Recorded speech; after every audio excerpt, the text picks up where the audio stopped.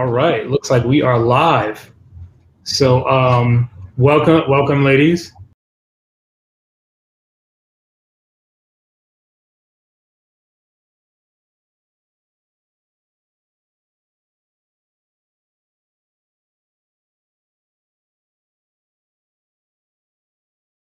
CEO of Black Professionals Network, which is a professional organization that helps, professionals with educational workshops and providing like access to opportunities, and then and also host like events and stuff like that. So I was on the board for BPN, Black Professionals Network. So amazing organization, and she'll be moderating today. And then also we have Lauren Washington, who is CEO of Black Women Tech Talk.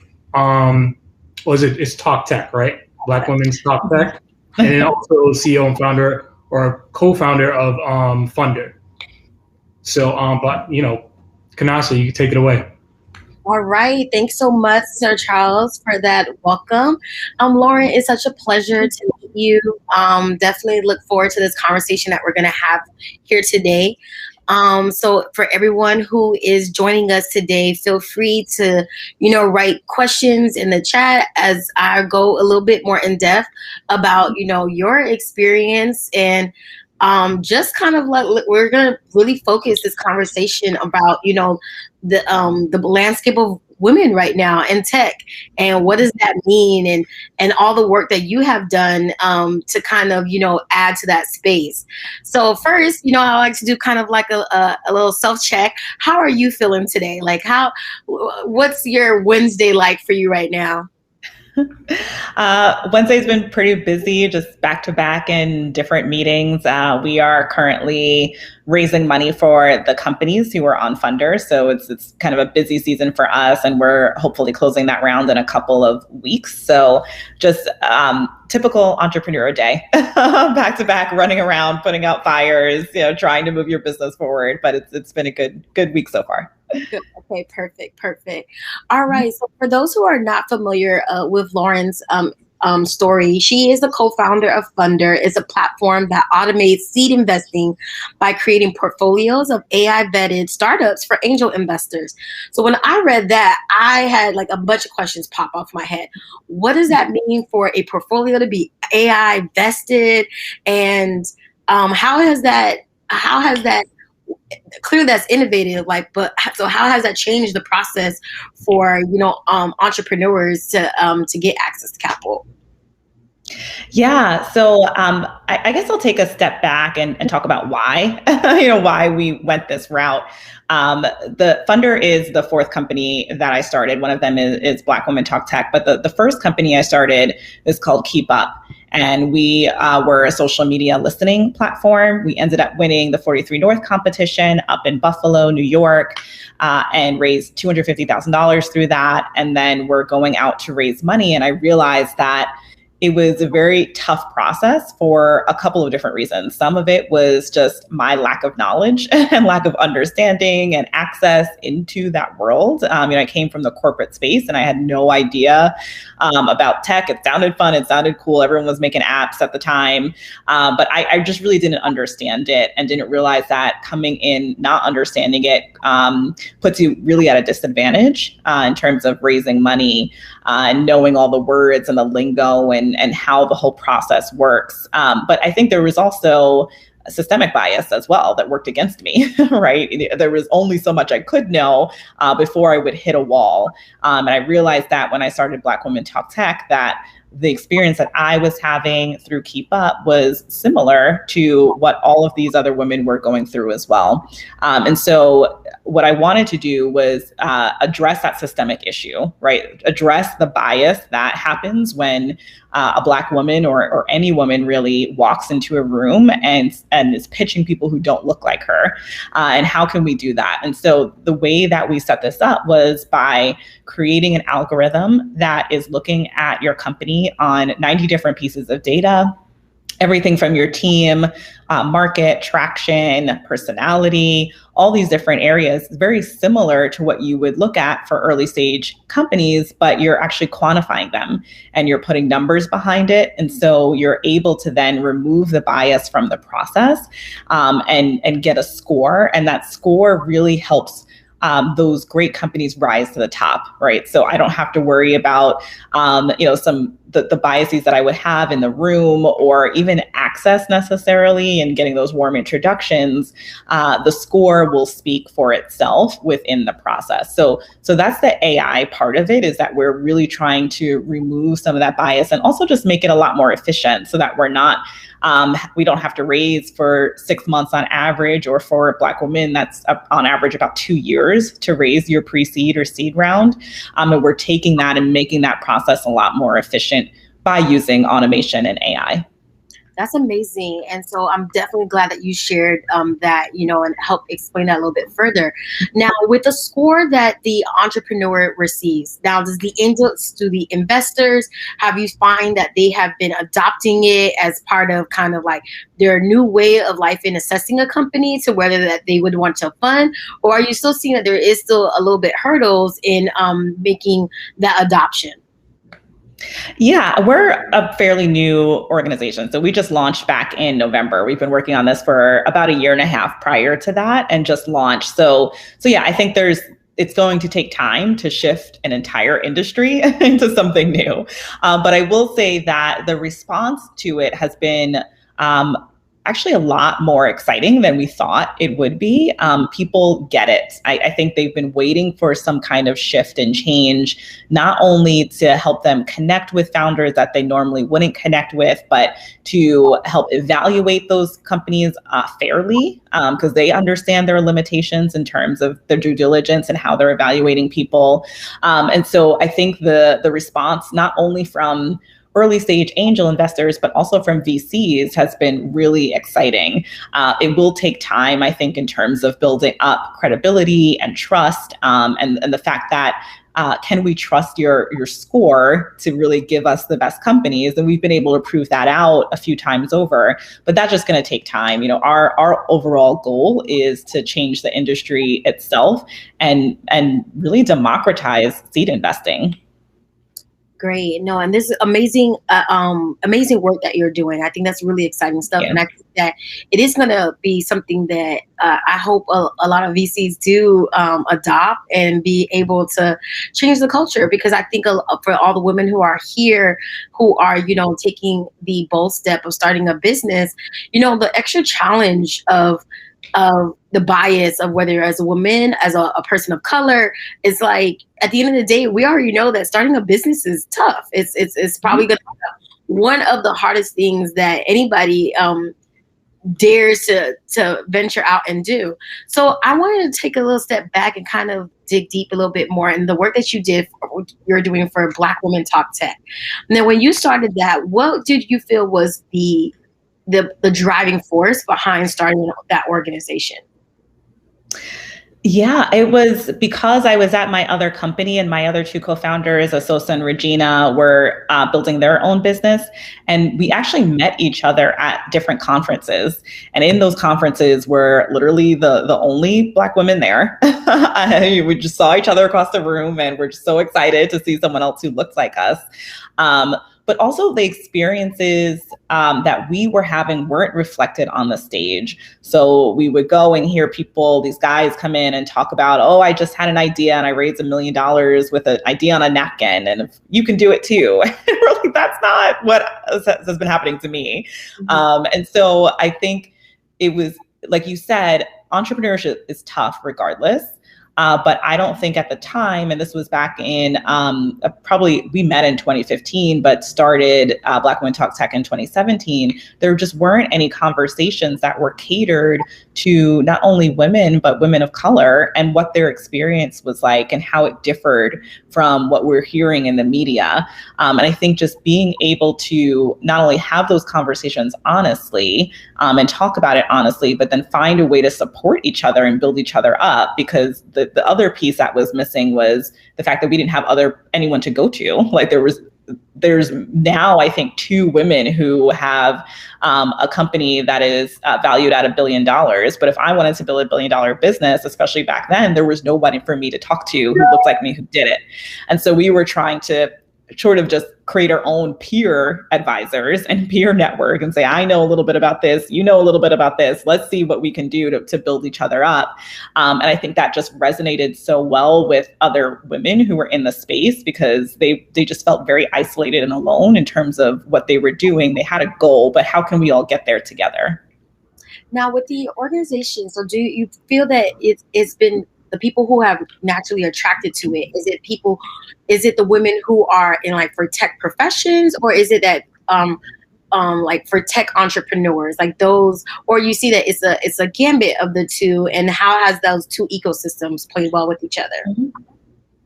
Yeah, that's a really good question. So we initially built it for tech entrepreneurs, but found that over time we had a lot of people just in the tech space who were interested in coming. A lot of that was because people were thinking about becoming entrepreneurs and then coming to the conference to see what it was like. Let me hear from this woman who's done it and get some information. And I understand that because I did that too. I think the first couple of years leading up to being an entrepreneur, and then definitely when I was in it, I went to every event and conference and soaked everything up. And so what we did last year actually was create a track for those people. So we had our founder track, but then we also had those who we called like transitioners, people who are in their corporate job looking to become entrepreneurs, because it's very different. It's a different conversation that you have in the beginning than when you've been in it for 4 or 5 years, right? That there's still hurdles and things, but the conversations are a little bit more differing. So yeah, we've now started to create content for both sides of that, because I think that's the best and the easiest pipeline is to move people from their tech careers into tech entrepreneurship. But have you found that the network has still been able to facilitate opportunities for like teaming partnerships, where that the person who may, even though they went through everything, they feel like they want to start a tech company, but maybe they find that they rather enjoy being a co-founder or being a chief marketing officer or being some other role within the team. Have you found that those relationships has been able to be fostered as well? Yeah, for sure. I mean, I've had so many people tell me that they met their co-founders at one of our events, right? Because I think there's something to being in the room with people who are like-minded and also people who look like you. I mean, there's just nothing like that to find others who are trying to go down the path that you're going down, because it is kind of a lonely road to be. It can be a lonely road to be an entrepreneur. But I think even if you come out of any conference or event or program that you're doing and realize that that's not right for you, that's a win too, right? I think, especially if you listen to that voice and you move away from it early and you don't get too deep into it, that's huge. I mean, I think it's just as important to know what you don't want to do as what you do want to do. 100%. And I love, when I read your bio, I thought something that I thought was really fascinating is that you started off your career as a special education teacher, Teach for America. Why I like to highlight that for those who are listening is I realize that, entrepreneurship requires so many unique skill sets that there is no, like, as much as people want to have one degree that says, hey, that degree is going to prepare you for entrepreneurship, I find that a lot of the most unique, out of the box, like people that they wouldn't associate with helping, create the intrigue of entrepreneurship. And I've felt, your journey during in education, how have you found that those skill sets there have applied to your tech journey now? Yeah, I mean, I use those skill sets, like you mentioned, even being a teacher, which some people are like, well, what is that? What's the correlation there? I still use it to this day. I mean, even things from organizing, 20 children to listen to you all day long and follow along and learn things, similar to what I'm doing with the team, right? The team that I have now, being able to set goals and reach them. And Teach for America was very big about this, where you set a goal at the end of the year that your students would move up to grade levels. And how do you shift your tactics to get there, right? How do you ride the ups and downs? That's very familiar in entrepreneurship, and being able to sort of have that resiliency to get there. But I think what I was saying before in terms of being able to weed out the things that you don't want to do is really important, because I would say I hated finance when I was younger. I never thought that I would be in the finance industry. I just shied away from it. It had no interest to me. And now here I am doing investments, and I absolutely love it.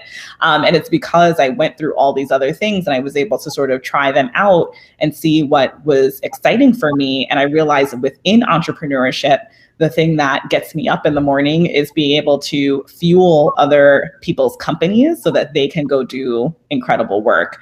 And so that was really important for me to kind of go through. I would have never gotten to that on my own, just sitting and thinking about it. I had to do things in order for me to get there. So yeah, I think it was a windy road for me, but in the end, all of the skills that I learned and just that experience really helped me for where I'm at right now. And do you feel like any of your professional, because you didn't have, I guess, a traditional, pathway to like entrepreneurship, do you feel that you also had times that you combated like imposter syndrome, and and if it's so, how did that show up in the work that you've been doing, and how have you been combating it? Yeah, I mean, I still have imposter syndrome. I'm still wondering why people want me to have talks like this, because I think for a lot of what I'm doing, I'm still kind of figuring it out. And I think that's so true for entrepreneurship. We tend to put on this facade of we have it all figured out and we're so great, we're going to change the world. But it's hard. It's hard to do that, right? And so any given day, you can be on the top of the world 1 minute and feel like you're going to do that. And then the next minute, think that your company is going to completely crumble and fall apart, right? Like that's just entrepreneurship. And so when you have those down days, I think what's important to think about, what I always say is like, why not me? Right. I think a lot of times you see these people who've gone and done huge things, but they're all just people at the end of the day who just bet on themselves. And, if I have a dream, who else is going to do it aside from me? And why can't I be the one to do it as well? And I just keep reminding myself that I'm bringing in a certain perspective and a certain vision for how I want to change things within not only the industry, but globally. And I can do that. And it doesn't have to be someone like a Mark Zuckerberg, it could be someone like me. And I just have to keep reminding myself about that. I love that part about you sharing about how, your perspective and the way that you are needed in this space because of this perspective and your lived experiences. Now, in this culture that we're in now, where right now a lot of companies are pushing for the need to have diversity and to really elevate the voices of women and women of color. Now, do you find though that there's still an expectation that your voice be packaged and looked a certain way, or do you still find that you are giving the latitude to bring your unique and lived experiences? Yeah, that's a really good question. I am just always authentic, and I've always been like that. I'm always going to say what's on my mind. And obviously I understand there are certain conversations that are just for the team, just for, closed rooms, and certain conversations that were on the stage. But I'll say in the beginning, when I first started entrepreneurship, I was really hesitant actually to talk about being a Black woman founder. And I had so many people saying, Lauren, you need to go talk about being a Black woman founder because there's so few of you out here, and you have this unique perspective and you can inspire people. And from what I was thinking, well, I just want to be a founder. Like, I don't want to have this preface of me being a Black woman and having to talk about that all the time. But what I realized is that there was so much power in that, and that people who were going to be behind me would actually really want me to speak that way, right? Like, regardless, when I walk into a room, everyone knows I'm a Black woman, right? So I might as well speak to that truth and give my perspective. And those who are not comfortable with it probably wouldn't be on board with me anyway, right? So it did take a while. It was a bit of a journey for me to get to the point where I was comfortable doing it and talking about these kind of things, because like I said, I just wanted to put my head down, do my work, just like every other white male founder is allowed to do. They don't have to come up and speak about their race and gender all the time. But I realized that it was just too important in terms of moving not only myself up, but everyone else around me, right? Like, there was so much power in being able to do that. And I was able to even build a business out of it. So yeah, it ended up working out.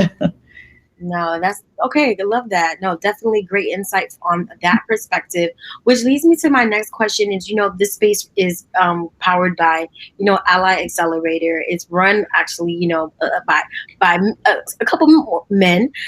We have Sir Charles. Of course, he has a dynamic team of women who are also, helping. How have you felt your experience with, men as far as like supporting your efforts as allies and people who are not Black? Have you felt where has been, the highs? What has been the lows? What are some key takeaways that you can provide to anyone here today? Yeah, I would say that we need them. You need allies, right? It's absolutely important to create your community and find people who are like you, who can build you up.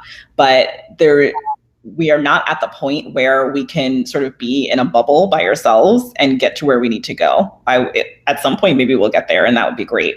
But as of right now, we need those allies to bring us forward. And they've always been a part of Black Women Talk Tech. I mean, we've always partnered with men. We've always had speakers who were not Black women, and that was intentional. So for a couple of reasons. One, so that we made sure that we were working with those allies and can bring them in, but then also so that other allies could see our content and know that they could come in too, right? So we had so many times where people were like, oh, am I allowed to come to the conference because I'm not a Black woman? It's like, yeah, you're allowed in this space, right? You can come here and support us. And I think that's really important to open that door as well. But yeah, I would say, absolutely, I think my passion is women, and helping them, but there's no way that we can do this on our own. And so anyone who's open and interested in being an ally, I've always been excited to work with. Awesome. Well, does anyone have any questions? Feel free. Don't be shy, guys. You can drop them into the chat here. Let me see if I have any. Yeah, we have no questions.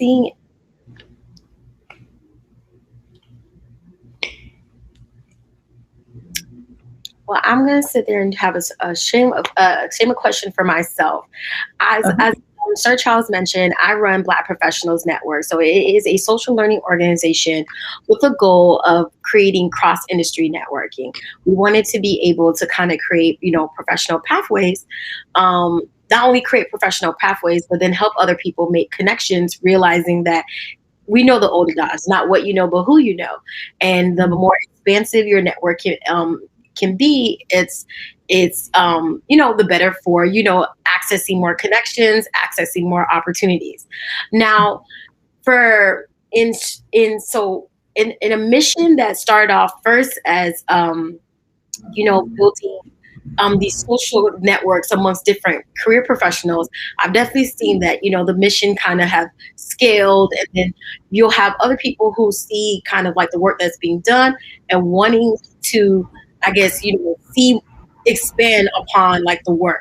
Now for you, have you ever felt like, like you had a very clear mission of what you wanted Black Girls Talk Tech to do, and Thunder, but have you found that it's been challenging sometimes for people to be focused and have buy-in in that singular mission that you had? And then what do you do about, people wanting to pivot you off a different direction? Yeah. Oh, for sure.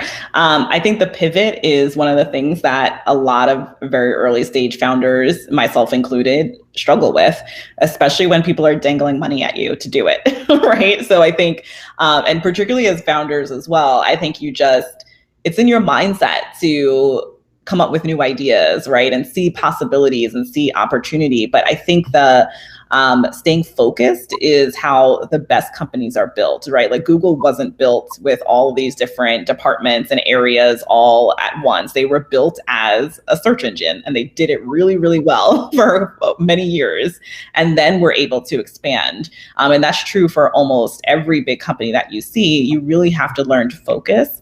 And so there's a thin line between, I think, focusing, but then also missing out on other opportunities, right? So if everyone is coming and telling you, this is what needs to change, this is what I need, you should listen to your customers, but make sure you're doing it in a way that you are really thinking it through and not just jumping in new directions because someone puts a check on the table or someone tells you something is what you should do. Really think through and make sure you're going down and asking the right questions, studying the market if you're going to make that pivot, because you don't want to kind of jump around to various different things. But it's very tough. It's really tough to kind of assess that difference. Awesome. We do have some couple questions that have come in. So this one's from Melissa. How do we attain our scores within your algorithm? Is there opportunity to be scored a second time as they scale up? Yeah, that's a good question. So you would just go in and take the evaluation. It's 90 questions, but it takes like 20 minutes. It's super fast just because it's all quantitative. Right now, the score itself is static, but we will be shifting that over time so that you can update it. We even have monthly reporting so that you can add in new revenue, new customers, all of that over time. So if you, for example, don't get in the first time you take the evaluation, you can retake it. If you do get in and you want to just keep your investors updated, then you would do the monthly reporting. I will say that as of right now, we are not taking on new portfolio companies, but we do have the rolling application basis. So you can get in, sign up for the platform, and then probably by the summer, we'll be relaunching our new site and building in new investment. Great. So you mentioned earlier, this question is from Tandy, is that you mentioned earlier that women of color sometimes takes them about 2 years to raise pre-seed. Can you just talk a little bit more about that, and why do you feel that that's been the average time frame? There's a lot of different reasons. I would say a big piece of it is access. And having the right introductions. So within this industry, warm introductions are still a really big thing. So most investors are not going to even give you a meeting or answer your email unless you come from someone that they know and trust. They consider that a warm introduction. And particularly with Black women, we don't necessarily have warm introductions to the people who hold the money, right? Like that's just from a community standpoint, we don't have a number of people who have the same type of wealth or access to wealth. So there is that barrier there.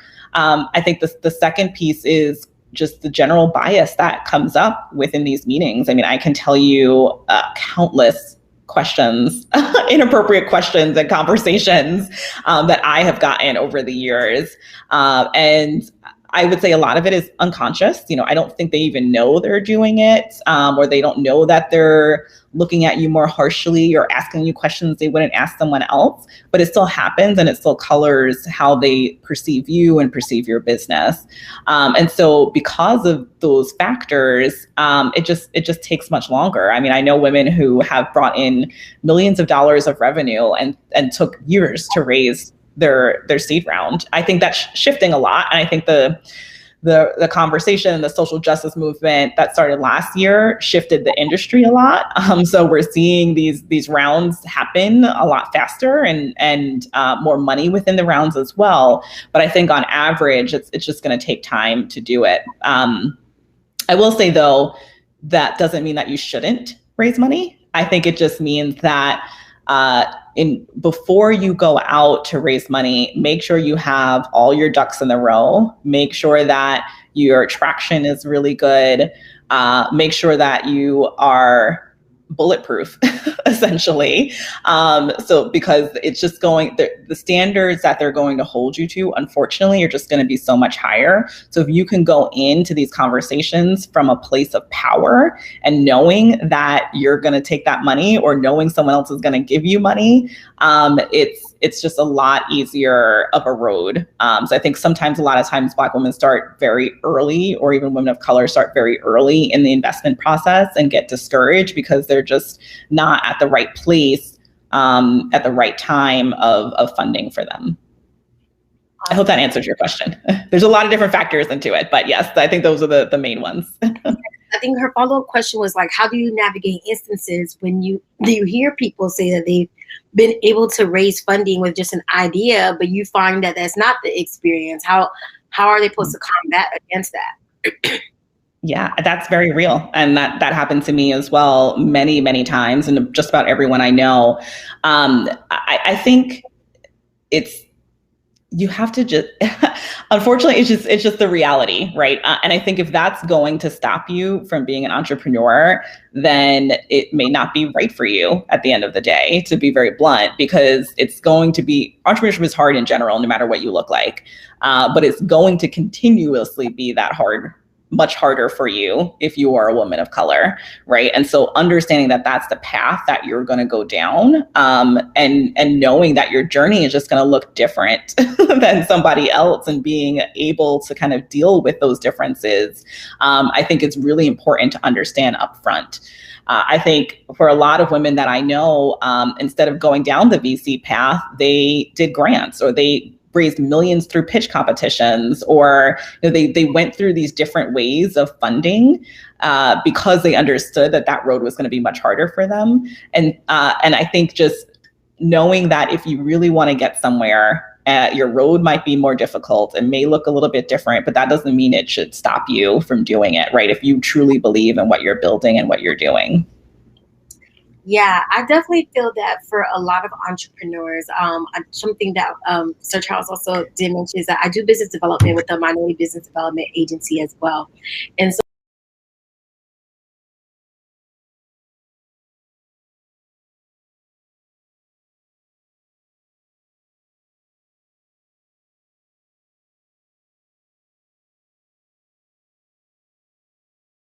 bank loan, like as a but that is still a debt that the company is taking on, and it's going to be able to still power up their business. And I think entrepreneurs do have to realize that there are going to be different assets that they're going to have to look into, and figure out what's right for them. Because at the end of the day, if your goal, I think all entrepreneurs should remember that the rat race is not. The game isn't about, I guess, how much money that can be raised. It's about you creating a profitable business. And I think sometimes we lose sight of that in our efforts to chase the headline or chase the money, not realizing, well, am I building a company that's profitable and sustainable? 100%. I say that all the time. The goal is not to raise money. The goal is to build a sustainable business. And VC is not for everybody at the end of the day. Like, there's a lot of trade-offs that you have to make in order to taking equity and taking money from other people. And so really understanding if that's the route that you want to go down I think is important before you even get there. And like you mentioned, like the biggest thing you can bring to the table is the fact that your company is making money, right? Because that you have what in business school they call it a BATNA, but basically you can walk away, right? Like, if I know I'm coming here and you're giving me money to really fuel my business, but I know I'm already making money and I'm okay, That is so powerful in those conversations with VCs, because you don't have to be at the whim of what they put out there for you. So I 100% agree with that. So Shelly has a question. She says that she hears a lot about people having to have skin in the game when it comes to approaching VCs. How important do you think it is in that process? I think skin in the game can mean a couple of different things. It doesn't have to necessarily mean money. So I think oftentimes they say skin in the game in terms of, did you put money into this? I think that's tough for the Black community. Like I mentioned, we don't necessarily have that financial safety net from friends or even from ourselves to get started. But I think skin in the game could mean that you have been working on this for a while. Skin in the game doesn't even mean you have to be full time on it, right? Have you been putting in the hours and been a weekend warrior for a year, right? And built this up? Have you been able to pull people in to join you in your vision, right? Like they just want to see that you're committed to this. Because I think, like I said, a lot of times VCs will talk to someone and they're like, I have an idea. They don't want to hear about an idea, right? Like ideas are a dime a dozen. They want to hear about what have you done and what have you sacrificed to build this business, because there will be considerable sacrifices along the way. So I think you can spin that in a lot of different ways. It's just really like, how do I know that you're committed to this? Oftentimes it looks like money, right? You put money down, you're committed, but it could look in a number of different ways as well. Kimberly, I wanted to ask, did you only raise from VCs or did you use other avenues like angels or family offices? For my company or for Funder? So for my company, we've done a couple of different things. So we, and these are my various companies over time. So we've done angels, we've done the pitch competition I mentioned. That was an equity-based money. We've done accelerators. So for Funder, we just recently went through an accelerator a couple of months ago, and we've got $100,000 through that. Our upcoming raise will likely be a mix of VCs and angels and potentially family offices as well. So yeah, we've gone a number of different routes in terms of bringing money in. Awesome. All right, so this one's our last question. So with a new announcement of Goldman Sachs investing $10 billion into new 1 million Black women initiative, what does that look like for Black women funders? And do you think that makes a huge difference, or just as a marketing ploy? That's a good question. And so I haven't dug too deeply into that announcement yet. I kind of skimmed it a little bit, so I don't know the full details of it. I know Goldman itself has been doing a number of different initiatives. We actually partnered with them with Black Women Talk Tech and announced their last initiative last year at our conference. So I know that they're putting in a lot of time into this. I have personally, in general, with a lot of these announcements, been a little skeptical because what I fear is that they're going to say, I'm putting $1 billion in now, and then they will not continue to put money in, right? That they said, oh, we did our job and nothing has changed. So that's my fear, is that people will see this as a one-off and they won't continue follow up. I've also seen with some of these other announcements that it's a small slither. Like $1 billion sounds like a lot, but it's probably 10% of their other funds, right? And I've gone through that process before where you have these sort of separate but equal funds, and the pot is much smaller. So I want to make sure that we are not pigeonholed into those smaller amounts of capital that we can raise, and that there is opportunity for follow-on for them. That being said, I think $10 billion going to Black women is probably the most I've seen. We're generally out here trying to get scraps. So I'm excited for it. I hope that it seems like the people who are connected to it are within the industry, and they really care and have been working towards moving Black women forward. So I think time will just tell on that one. All right. I hope so. I hope we can all talk. I hope that the investment is real and that we're seeing that it is at parity with other funds that they have. And I at this point, it's just like we really want to be able to see some traction that's being and some meaningful impact that's being made to this community. Oh, one last question. He says, what advice would you give to those starting to raise their first round?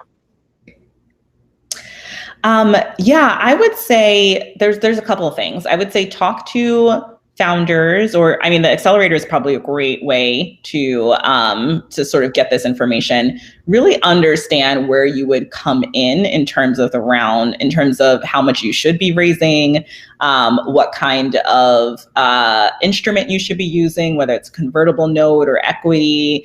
Most likely, you'll probably be convertible notes if it's your first raise.